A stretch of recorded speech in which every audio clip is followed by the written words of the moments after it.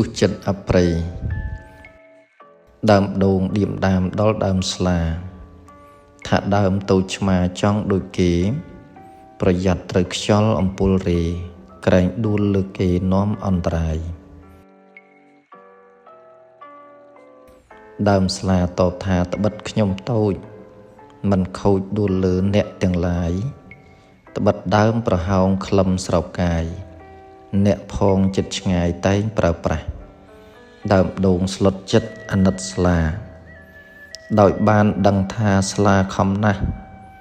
ខំប្រឹងជួយទប់ខ្យល់អាកាសខ្យល់ច្រើនមុខណាស់ក៏ក្រើកដីផ្ទះឈើតូចតាចខ្លាចខ្យល់ព្យុះខ្យល់ធ្វើបាបមនុស្សឥតប្រណីតែព្យុះនៅចាញ់ចិត្តអប្រិយចិត្តមនុស្សប្រុសស្រីឥតរូបកាយបើល្អណាស់គ្មានអ្វីដូច